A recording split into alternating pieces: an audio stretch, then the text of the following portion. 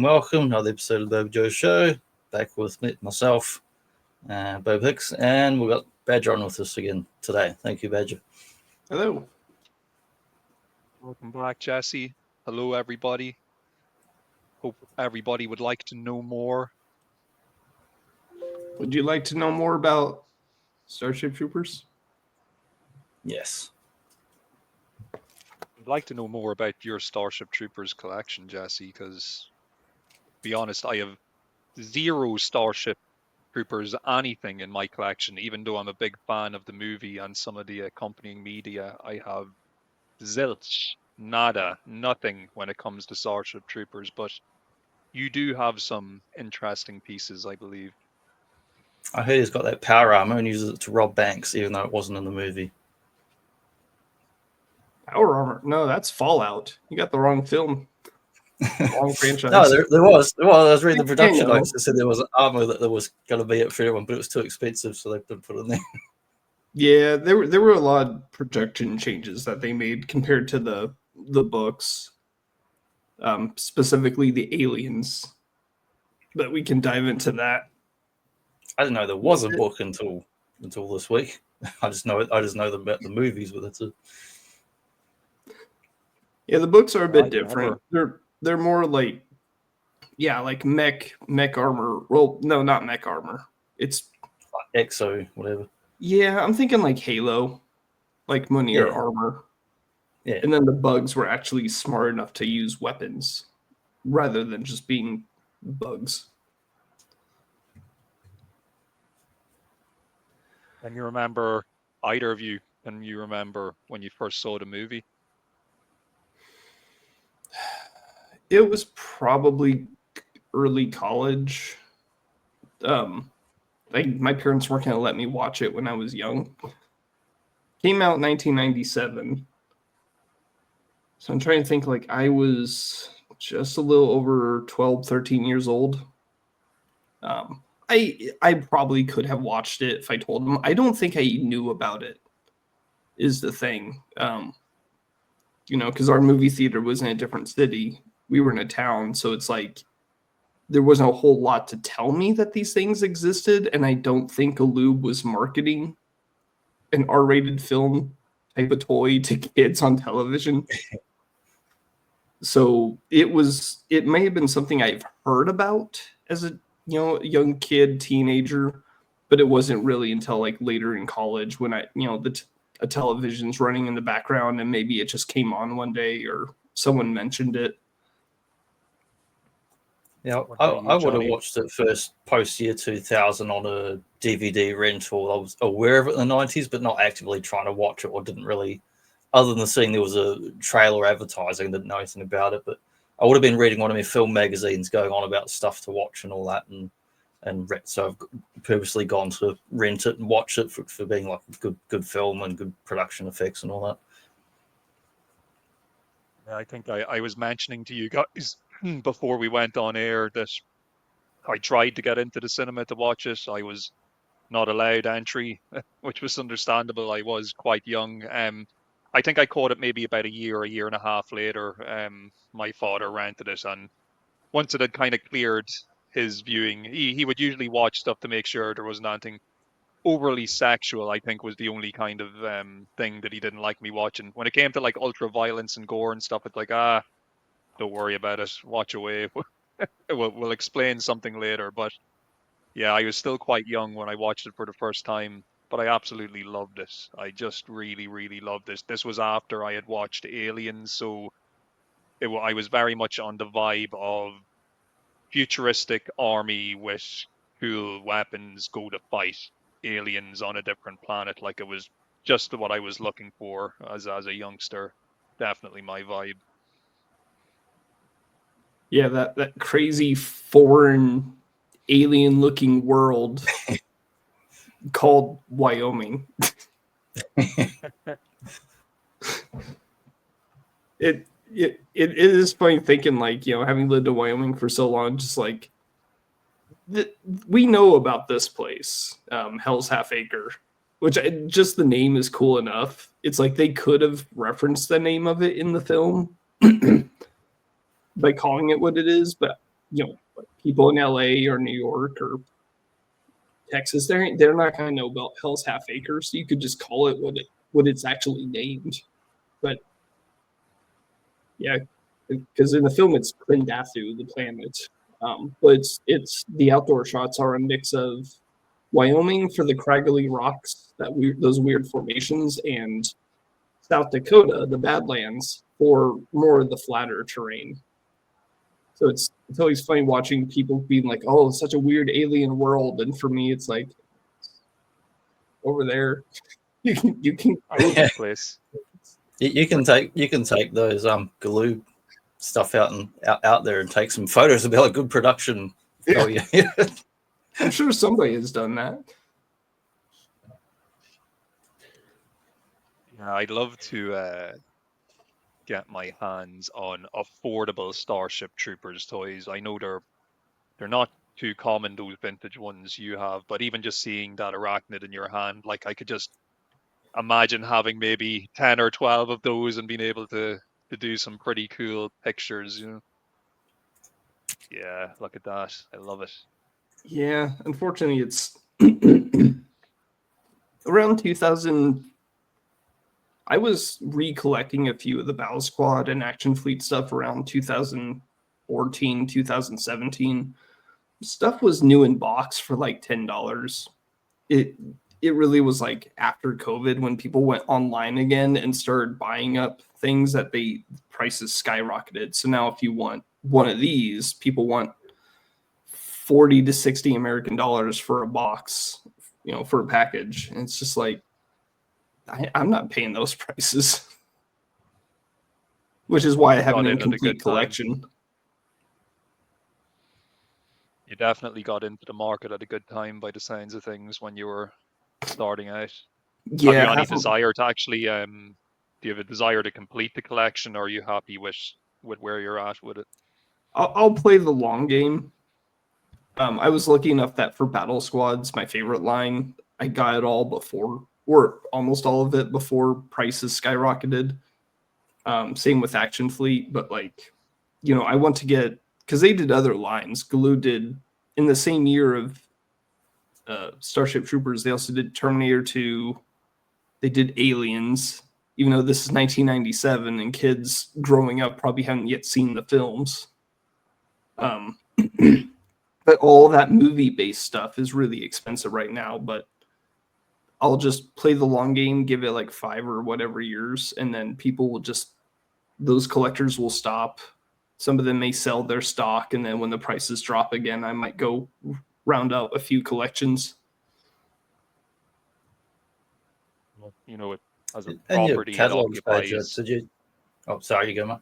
Oh no, go ahead. No, Johnny, go ahead, please. I was just wondering about in your various catalogs from Galoob you've got. Do any of those ones have some of the Starship Troopers stuff in it, or show any things that they didn't make or anything like that? These were, unfortunately, I can't bring my entire collection over, but these were the two. So what Galoob did later, I forget, I think it was like 80, no, not 80, 95, 96. They switched over for their Toy Fair stuff, they switched over from solid books to these flyers. They have basically these booklets, and then you just pull these flyers out, and this is what they're handing around to the different stores, Toys R Us and everywhere, and KB Toys, to be like, hey, look, this is the stuff we're going to be putting out. And this is from the Spring 97 booklet. I think this might be the fall of 97. But these are really cool because they can put more effort into the design of these. Yeah, nice. So this is the Action Fleet. If I move this over here, I can do this and look at it at the same time. Yeah, a new scale for adventure, except there are 3 different scales in this line, so you don't know which one they're referring to. That's confusing. Because this kid's playing with the Action Fleet scale, and for context for people as you're listening, there's Micro Machines, which are, you know, these little dudes. You get little, you know, 5 of them in a small little pack, and they're like that big. And everyone knows what a Micro Machine is. And then Action Fleet is a scale where the figures are about 1 inch. Yeah. With a little bit of articulation. He can move his arms and move his torso. And then the bugs have some articulation. And for some reason, they have magnets. But they put the magnets on, like, the eyeball. And there's one in the belly. It makes more sense on the Bombardier Beetle because he can stand on the back of it. Do they ever show in like the production or advertising what they want to do with the magnets, or you just put the figures on them? Yeah, but they didn't show and you know they didn't show like a catalog way or an ad or anything in particular way or anything. I don't know if they even did. Sometimes companies do it. Sometimes they famously do stupid stuff when they have a feature and they show it the wrong way in advertising and. Yeah, I don't know. These were pretty, like, they're just on backgrounds. Yeah, it's a nice feature. I'm just curious, like that. I'm just curious of the mind of whoever designed it, if they had something in mind, where they actually carried it through. They did for the Bombardier Beetle. This guy, because there's a magnet up on the booty. Because Rico is supposed to this way. He's supposed to sit up here as if he's, you know, he's shooting the hole into it so he can throw the grenade in. And he's got the figure right there with the gun and the grenade.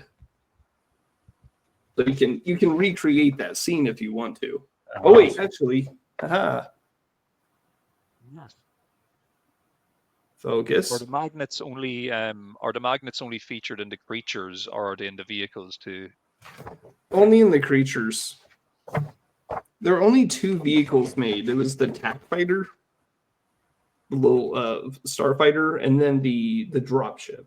And they don't have magnets.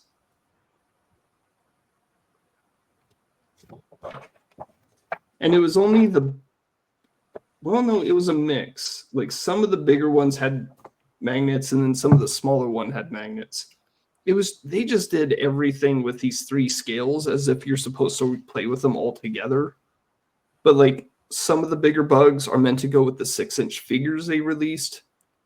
But then some of the bigger bugs are also supposed to be paired with the Action Fleet scale. And then some of the bugs are too big of the Action Fleet scale where they work with the Micro Machine figures. So they just went crazy and not very unified, but I don't care because I love it all. But this was the year for Action Fleet because they were going nuts with, like, you know, they have aliens. So you got the Cheyenne dropship, you have the APC, you have the Narcissus, plus the playset that never released. And there is a picture of the playset for the aliens in here. But for Starship Troopers, they were just throwing stuff at the wall and being like, let's just have all this stuff mixed together so parents will buy it all. And I worry that kids would have been very confused having like a Micro Machine with like a Hopper bug and a Beetle bug and then like an Action Fleet scale bug who's like a kaiju compared to the others. I wonder, is it a case where because it's one of those properties it's based on an R-rated movie, so I wonder if they're thinking is, right, we're not going to put all our eggs in one basket in one particular scale because it may just not sell well anyway because of the source material. So we're just going to, like you said, Jesse, just throw everything at the wall and maybe just see what sticks. If I had to imagine, I'd imagine it was the micro scale stuff did a lot better than those 6-inch action figures. We were looking at pictures of those 6-inch action figures before we started recording, and they look pretty grim. To be honest with you, they did not look too good at all. I mean, they're roughnecks, and that they are very, very rough. Very rough. Those 6-inch, you can find them for pennies on eBay and Mercari. It's like nobody wanted those. No one bought them. People wanted, you know, the cool Action Fleet stuff. But even then, these were still cheap up through like the 2014s, 2016s, 18s. Because they didn't sell. I don't think a lot of parents bought them at all. That's why there's so many. A lot of the ones that you can buy on eBay are boxed or just mint in box because they're just sitting around in collectors' places or whatever, just in piles. There we go. So common figure on eBay. Yep, got a face to die for there. 22 is more than I would pay for it. I've seen them for a lot cheaper. And that's another thing that came up. There was bloody pop vinyls as well, but they've made that of everything, I guess. The only thing I think what hurt Galoob was, they made all these 3 different scales, but that also means 3 different sets of tooling for a whole bunch of bugs. And kudos to them for making all this cool stuff. But it's like, when you look at the lines, just the micro machines that tiny scale, that's all new tooling. And then you go for the bigger one, the medium ones, and then the bigger ones. It was a lot of money thrown at a line that nobody bought. It would be the same for like Aliens and Terminator 2. Like, kids weren't going out and asking for those toys. Because Aliens was 88, 89? 86. So yeah, like, little kids aren't going to be like, "Hey, mommy, give me an Aliens toy based on the sequel," even though the 3rd movie just came out at this point in time. Yeah, that kid back who got the big chap from the 7980 toy from Kenner, he didn't die horribly, massacred by aliens. So yeah, Galoob just sort of went to a parent company, got the licensing for a bunch of franchises, because 97 was a tough year for them. Star Wars sales were still okay, but there were no new properties coming out, like no new media coming out for Star Wars. There was going to be this big lull before The Phantom Menace in 99. Yeah, it was like comics and novels then. Yeah, so they needed something to sell. They had Star Wars to sell, but like they needed something else to keep afloat, because also 1997, Galoob had to renew the Star Wars license, which was not cheap. Lucasfilm can kind of take some credit for shutting Galoob down, because that's way too much of a license for a small company like Galoob. They weren't half the size of Hasbro or Mattel. I think for them it was like micros seeing like Star Trek stuff and all that. Like, my mate would have like the little micro machines of the 3-packs of the DS9 and the bloody Enterprise and whatnot. And so that, I remember seeing lots of stuff for years and years. And then you get to the end of the 90s when that episode 1 came out, and it just flooded stores with all this crap. I mean, they made some good ships in that, but a lot of the episode 1 stuff at the time, a lot of people didn't want it. It made too much volume. It just filled the whole bloody stores. Well, and that's a big part on Hasbro, because Galoob made the toys, and they were planning the Phantom Menace toys, because that was going to be how they make their money back. But 97, they dropped $400,000 on the Star Wars license, which $400,000 today, you're like, what? That's pennies. But for a tiny company like Galoob, in 1997, like, that was huge money, and they weren't bringing a lot in. So they were trying to get every movie property to try to sell, and unfortunately, they just got films that were not going to sell toys. They made awesome toys, but they weren't going to sell them, and basically they took out all this debt for the renewal for the Star Wars license, made all these toys that didn't sell. So in 1998, they got bought out by Hasbro, and then Hasbro, according to a lead toy designer I talked to, Hasbro basically told him in 88 or 98, the Phantom Menace comes out next year, you're just doing Star Wars. Like, all these other things like Battle Squads and other toy lines, you shut them down. You're going to get us our Star Wars Micro Machines, our Star Wars Action Fleet. It's all going to be based on the Phantom Menace.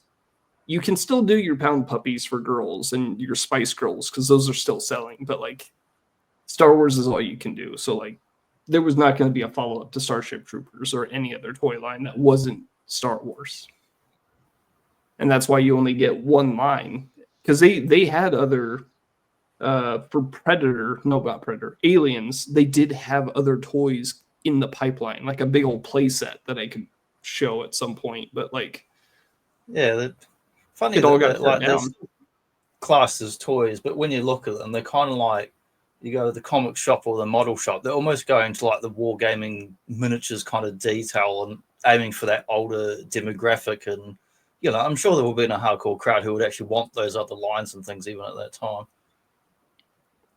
They were kind of ahead of their time almost, because for an adult Yeah. collector, they're perfect. Like the Action Fleet stuff is perfect for an adult collector, really. Yeah, because if they've been doing that they stuff don't like take up much space. 2002 and being more Yeah. like direct market, you know, they probably could have kept going.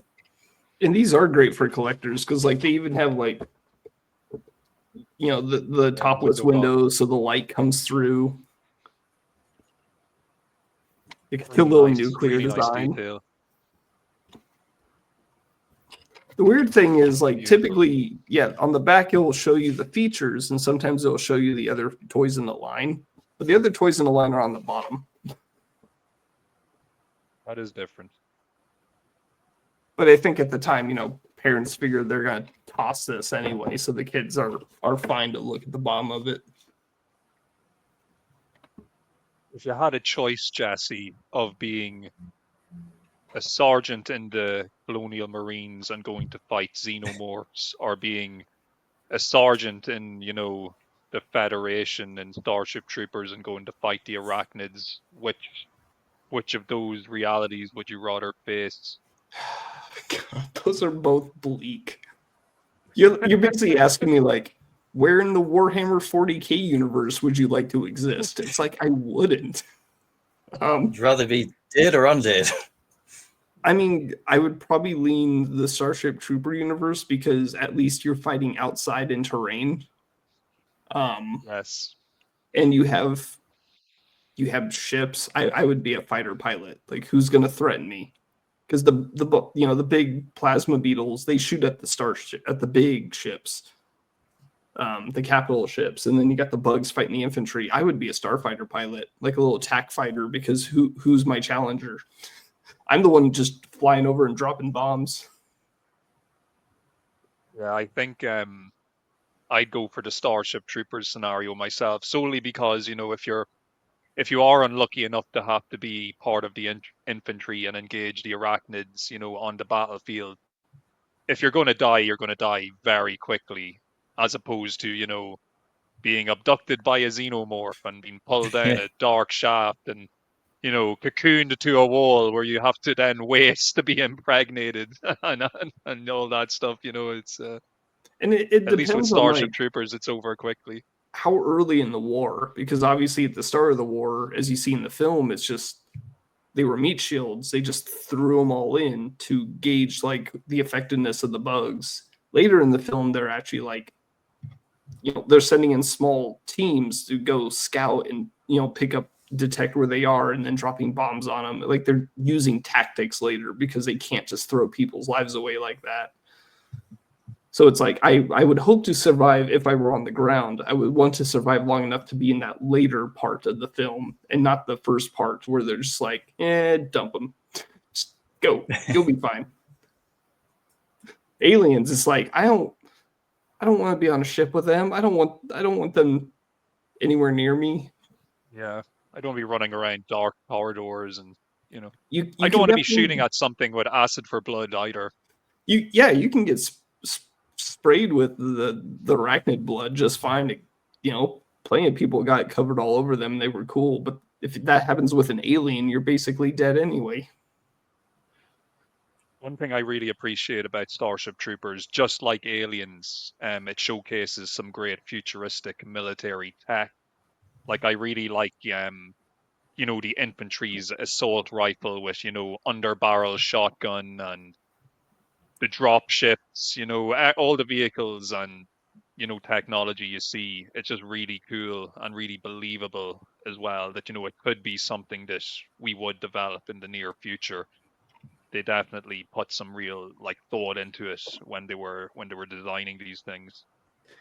The funny thing about the dropship in the Gloob line is, yeah, it has a ramp at the back so you can put some people in it, but it's got this aiming device that you can look down, because it can also drop bombs, which was not in the film. That's what the TAC fighter did. But hey, you're a toy company. Make things toyetic. Yeah, we need play features, people. But I also like that it's futuristic in certain elements and then very not futuristic in others. So like the training grounds, it was just the dummies would just pop up. It's just like so low level tech for some of the things in that universe. Yeah, it was very reminiscent of a lot of those Nam movies as well, with just the yeah, the over the top. I think it's Zim is the name of the drill instructor, and the enemy cannot push the button if you disable his hand. He throws the knife at the guy and like sticks his hand. Just, yeah, like with the boot training scenes are really tough. Like, I don't think I'd qualify to make it in the infantry. I don't think I'd survive boot camp. I'd be that guy that gets taken out during the training and accidentally shot. Yeah. That would be my Never legacy. take your helmet off. It just does that Verhoeven ultra violent flavor to it. Like, one thing I'll say about Starship Troopers, I always feel like, and I know it's easy probably to get this vibe when it's the same guy who directs all the movies anyway, but Starship Troopers feels to me like it could be in the future of like the RoboCop universe, or in around the same timeline as like Total Recall. I know they're all directed by Verhoeven, but they just all have that similar vibe because it's obviously his style and how he directs movies. And like Starship Troopers, just like RoboCop and Total Recall, it features lots of like news media advertisements, clips from talk shows. I just kind of love that stuff, that kind of real like meta. Do you want to know more? Click here. And this kind of fascist art government that's spreading the war propaganda and trying to just rally our population to go to war, which it's not hard to do when the bugs have already shot giant plasma energy balls or whatever it is they hit our planet with. So yeah, it's just a I really wonder really interesting take. if you did go to war in the Verhoeven universe and you get a break, do they bring in the showgirls? Might bring in the showgirls. They exist When there, like the what do you call it, like the pep rally, whatever, they do the show like that. People come out during the wartime, they fly Yeah, and do a concert and all that. I can picture that. You've got the mobile infantry there on Zygama Beach, and the Federation flies in the showgirls to give you a little show before you go off to the next planet to get back to battle. Maybe you've got a week off for R&R, and that's what you do in your downtime. And I'm glad that they went with that Verhoeven decided to focus on bugs, because bugs like this are not the bugs that you would have gotten in the book. And I haven't read the book all the way. I've just read bits and chapters, but like the bugs were more humanish. Not, it's not like a bad 50s sci-fi film where it's a human with antennas, but they had like the ability to actually use firearms and stuff. And it was like, I like the fact that he just went with something very raw and primal. Just millions of them, and you just shoot them and they just charge at you. But there's enough intelligence there for them to adapt to different scenarios and create different bugs and use their cast system to their advantage. And I'm glad that the film went that route instead of, let's just make it so that the bugs are kind of bipedal and can carry a rifle. It also gives us though that nice contrast of the highly efficient, technologically superior force going up against a somewhat primitive force, but a force that will not stop defending its territory. And despite the fact you may be well equipped, you're probably not going to be able to easily stand up to just the raw will of these millions and millions of bugs coming at you. It is a bit of a horrific picture it paints, especially as we mentioned earlier. The first encounter with the bugs ends in a real bloodbath, and you kind of get to see humans get their asses kicked, for want of a better term. They have to go back licking their wounds, but it's it's a slaughter.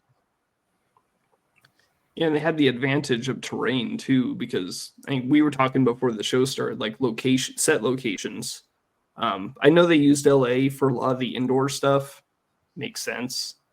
For a lot of the outdoor stuff, the flatter terrain is a place in the U.S. we call the Badlands. It's an area in South Dakota. It's a mix of prairie, but also rock formations. But then for the places that are like the craggly rocks, those cool places where there's like these canyons with these cool rock formations surrounding it, that is a place in Wyoming called Hell's Half Acre. It's located just northwest of Casper, which is like, if Wyoming is a square, it's kind of like in the middle of the state. It's called Hell's Half Acre because it's roughly the size of half an acre. And when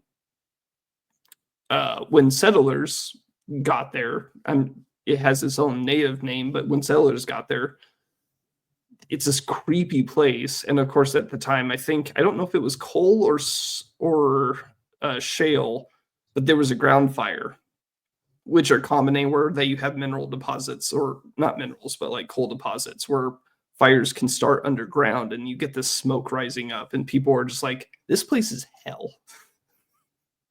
That's what they use for the idea in the Silent Hill film too, with underground coal fires. Yeah. And so, of course, this is like the perfect location to shoot an alien world. And I was just mentioning earlier, they could have just, at some point in the film, they could have just called it Hell's Half Acre. It would have been funny, because who would have known but like 30,000 people in Wyoming?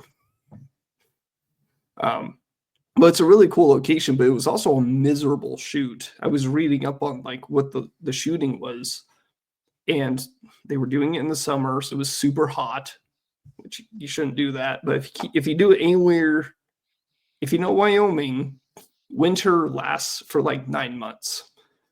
You just get little peaks of spring and peaks of fall, but it can still snow on you in January or in June if it feels like it.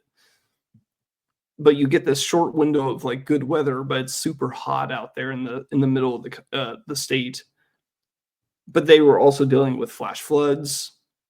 The rain was, hitting the ground and causing mudslides and stuff. It was just absolutely miserable. They lost equipment after a mudslide flowed in and took over stuff. So to them, it was a hellish place to also do the recording. But I couldn't think of a better place to have an alien, a planet for an insectoid hive mind type of creature, where they can burrow into the ground and use these tunnels to move about and use to their advantage. Hell's Half Acre is like the perfect location to showcase that, because the last thing these guys want to do is be out in open terrain. It is perfect. And it looks spectacular. Even just looking at that photo that Johnny put up on the screen there, I'd say it's an amazing location to actually be in person. I could only imagine what it would be like. And like you said, it's perfect for just making you believe it's that type of environment. Because look, I can tell you one thing, as a young lad living here in Ireland, I had no idea where it was. I had absolutely it could have been, for all I knew, it could have been a completely fictional, made up, invented set, because like it was unlike anything I'd ever seen before. I think amazing. That is the Badlands. I'm just looking at the rock type. That might be South Dakota right there. It's just got a whole bunch of this one here of just the different locations and that. It's for people who aren't familiar with the American West, they often just think of like it's either the red deserts of Utah or Texas with like some prairie, or Kansas or whatever. And it's like we have varied terrain out here.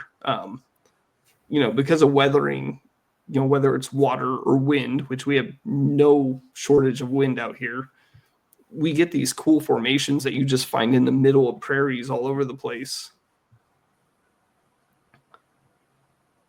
Great shot here. I love those double drop ships with the basically they're holding two sides. I love seeing lots of extras in a movie. It always warms my heart to know that lots of people were employed and got paid, and they're actual people that are there. Though I have to say, the CGI in this movie, I think, still holds up very well. Would you agree? Like, the effects are still quite impressive, even in 2025. You have the best because they paid for the best. Phil Tippett's his studio was the lead on this. They were unfortunately forced against their will, really, to use Sony because it's Sony. This is TriStar, right? Who did the film, and their parent company is Sony. And a stipulation is they had to use an in-house company like Sony, SPI, Sony Pictures ImagineX, who was just under miserable management at the time and couldn't get their work done. So Phil pushed to also get some other houses involved, such as ILM. So now you have ILM, Phil Tippett's studio, Amalgamated, which is Stan Winston's studio, who are the experts at like the physical stuff. These are the people who worked on Tremors. But they also did stuff in Aliens. So you have all these really great studios, and then there's SPI on the side, just sort of eating their ice cream, watching everyone do their work. I think after the film, Phil got them like new management so that they could take care of themselves. But when you have the best of the best, it's like all the props are great. All the digital stuff even looks great because you have literally the best experts in Hollywood doing it. And this was at a time when they could only split their attention on maybe 2 films at most at a time. Unlike today where, you know, a studio is paying a digital house to like hurry up and do 40 things at once. So they could really pour themselves into making stuff. And yeah, look at all those human beings. So good. It's just so good to see the budget at work here. And it makes a difference, you know, because on paper, like it is essentially like your typical B movie, I guess, for want of a better term. But when you have people who actually care about what they're doing and know what they're doing, and you have a budget behind what you're doing, you can take something that is maybe a B movie and turn it into something more than that. And I think they really did accomplish it here. Even like so much of the action takes place in broad daylight, and usually when you've got like broad daylight scenes and you're using CGI, even today it can be pretty easily to kind of go, oh, this is quite obviously CGI. Starship Troopers is really good at kind of just tricking you visually into not seeing that it's not actually there. Like you feel like these people are on a battlefield with creatures that are actually there. Like you're never really questioning that, and I think that's a major win for this movie as well, because there's so many movies that were made after this that just could not pull that off as well as they did in this movie, and I think that's really to be commended. Yeah, and going back to production houses, I mean, we were fortunate in the 90s to get stuff like RoboCop and Starship Troopers and stuff, because this really long legacy line where you start with Willis O'Brien and P. Pearson, Harryhausen, doing all this work and research and studying anatomy and locomotion, how animals, you know, people move and everything. And then they share this with the next generation. So like Phil Tippett's and his peers, and then they take it and move on to their own studios. And then, you know, when you look at these bugs, yeah, they're CGI, but, you know, as the people who worked on Jurassic Park knew, you know, yes, we can make dinosaurs, but we also know how animals move and how fluid they should be. So let's apply that to the dinosaur models so that dinosaurs actually look good for once on screen.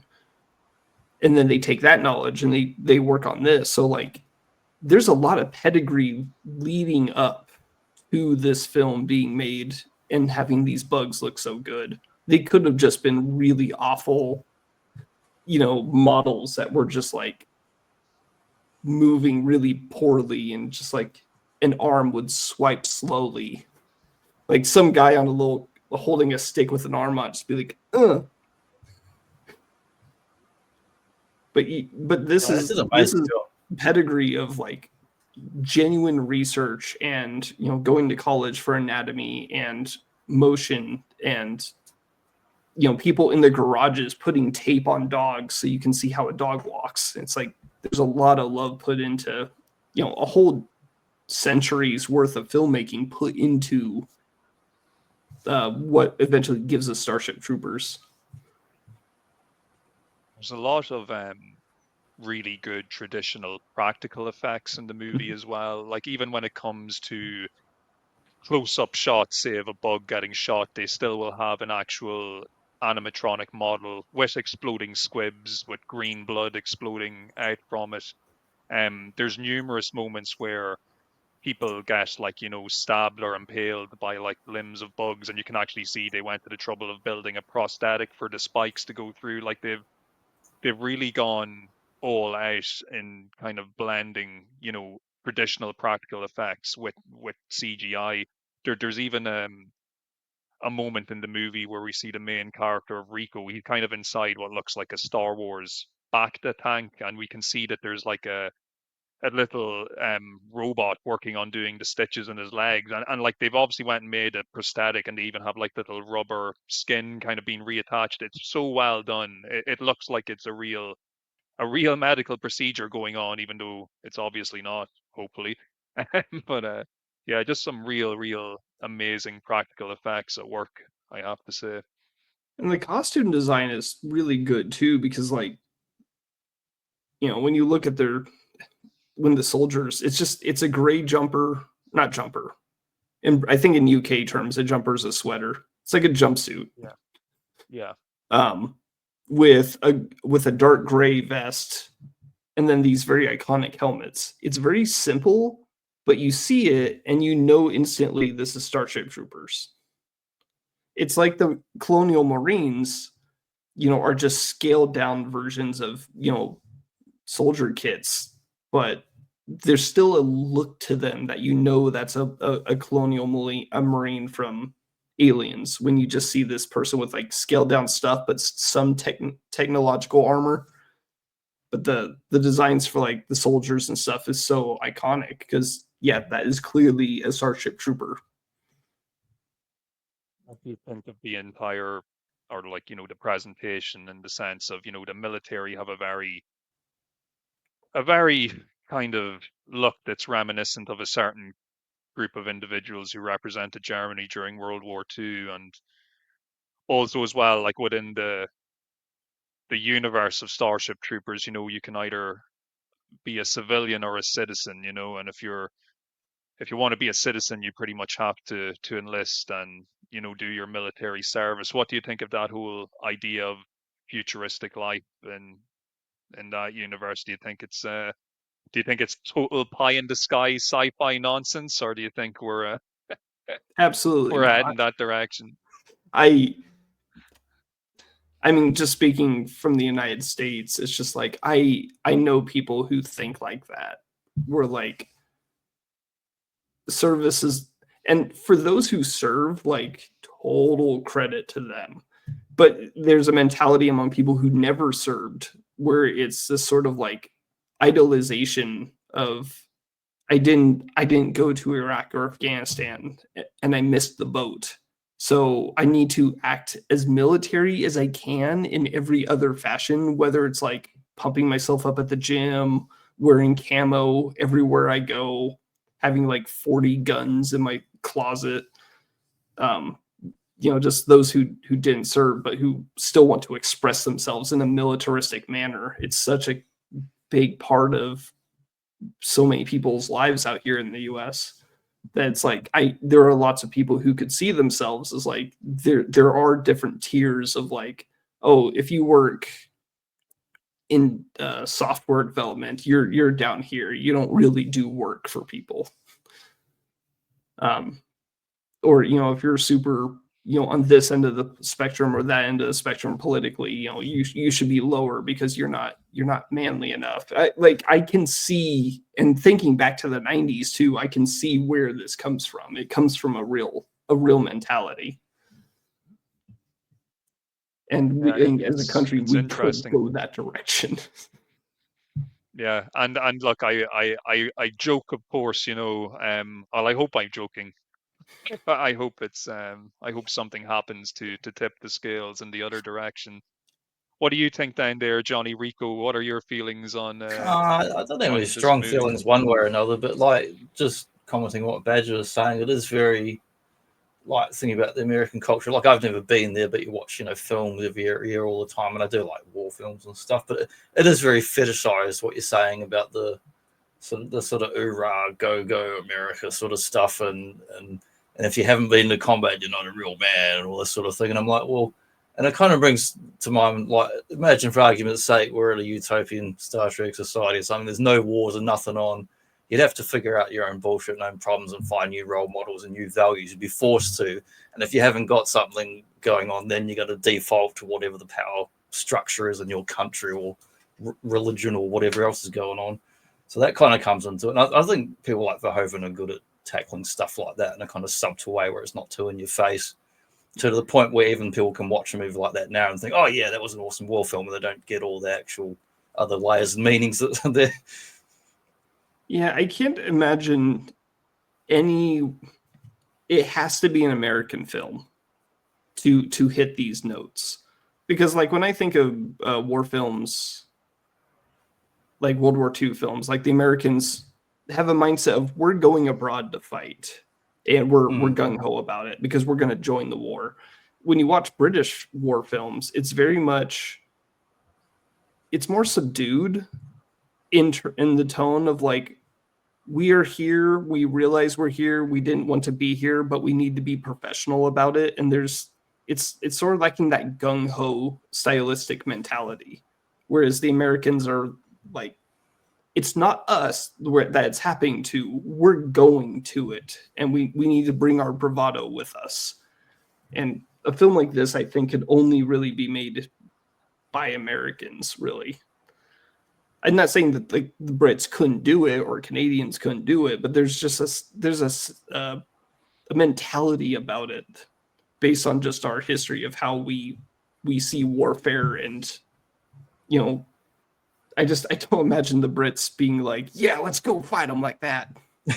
There's got to be a little bit of a draw. The Brits be getting up there and having tea and crumpets with the Bucks. Oh, we just lost 400 men. Oh, bugger. Some of the like the news media footage they show in the film, it's so funny because you could imagine it happening in real life. Like there's a moment where two scientists are debating whether the bugs have intelligence, and one of the scientists, he's like, well, I actually find the idea of a bug that can think offensive. He's almost taking a religious viewpoint on it, while there's another scientist trying to say, well, look, we want to examine this gas system and how it works. And I can just imagine these like news interviews going on with like an expert versus a non-expert, and having both opinions taken as equal, having to listen to like ridiculous theories on the bugs and whatnot. Yeah, it could ring close to home. This got dark, just like this film. But because me and Johnny, we spoke about RoboCop and RoboCop 2 as well on the channel before, and RoboCop 2 has got some very on the nose kind of visual signage when it comes to making you think about those guys from World War II as well. They even go as far as to have like the OCP logo on a big red flag and draped down columns outside OCP headquarters and stuff. So Starship Troopers, it's not the first and it won't be the last to try and throw those themes out there. But I am glad we kind of got to have a bit of a powwow chat about it. Like, and Jesse recently has uploaded a very, very cool video showing his toy collection, and in that I'll chuck that in the description.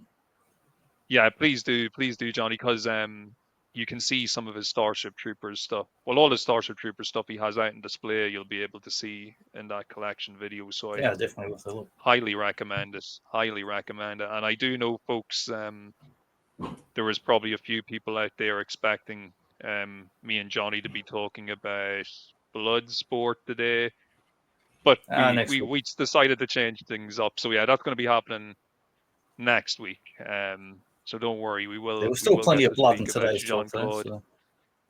There was, and it was funny colours, but I thought about something though earlier when Jesse was talking about the real pedigree of and lineage of kind of filmmakers and special effects creators that came before this movie. And I think we may have said it the last time the three of us met up. We may have said it privately, but I'll throw it out there publicly now. Gojitron, Carl, if you're listening out there, maybe we should get the four of us on together for like some type of Harryhausen / stop motion appreciation type of stream sometime, just to go back and look at some of these old classics and old ways of doing special effects and practical effects, because there's a mastery there that one day will be forgotten. So I would like to have a discussion about it if you guys are up for it, and if Gojitron's up for it as well. Of course, he's more than welcome. That'd be awesome. Yeah, I would love to do that. Excellent. So anybody got any thoughts on Starship Troopers they'd like to get out there? Any closing thoughts or ideas? Or I'm pretty sure it was in outer space, wasn't it?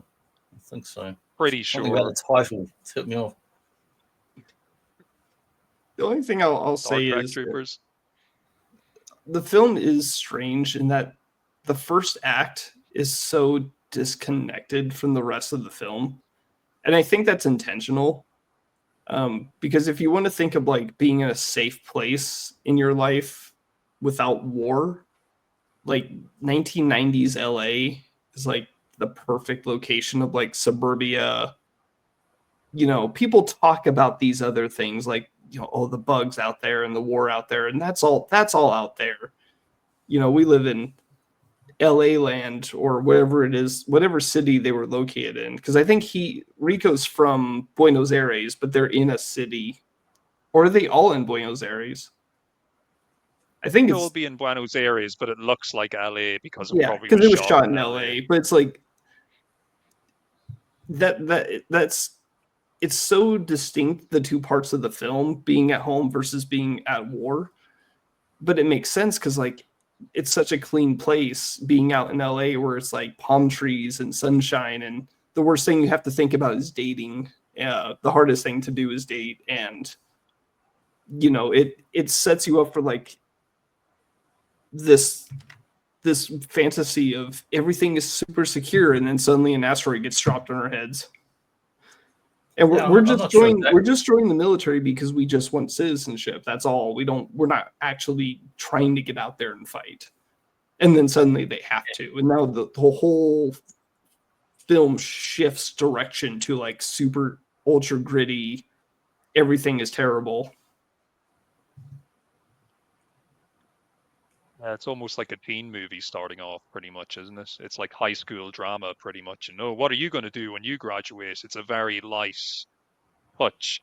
If it wasn't for the fact that they gave you a glimpse of the war at the very beginning of the movie, you could easily be led into thinking I'm just watching a teen drama set in the future or whatever, you know? I think that was very intentional. Just had a quick cheat earlier today looking at like production notes about the revised versions of the script and that. So the early version was pretty much like a more straight science fiction film or whatever. But later on they added in stuff about like the romance triangle and added the teen kind of stuff and these beautiful LA people who look like who are kind of like the idealized people to go forth and represent our nation. Like that kind of stuff's like pretty intentional. Dildo, an awesome movie, and yeah, look, it's on my regular rotation for stuff to watch. I only watched it like in the last couple of months, and I do tend to watch it about once a year. It's just one of my faves. I never really like got into anything that came after it in terms of the sequels. Like the second one was pretty awful. The third one was That was so watchable, many but years still later. not They great. were like direct market sequels, you know. Yeah, they really there's no real need for them to exist, in my opinion. There are or there is, I should say, a lot of talk at the moment that there's a remake, a reboot coming out in the next little while, so that could be something to keep an eye on. But other than that, I've never really indulged. There was a Dark Horse prequel comic that I read years ago, which was quite good. And we did speak about a couple of animated features that are out there. We were speaking about that before we went on air today. So I'd probably be more likely to give the animated stuff, a chance. I'd probably look forward to watching that more than a reboot. Once we get into reboot territories, maybe I maybe feel like it's you could time take one of the various Warhammer video games and reskin it into a Starship Troopers video game. That would be cool. That would be cool. I think worry about.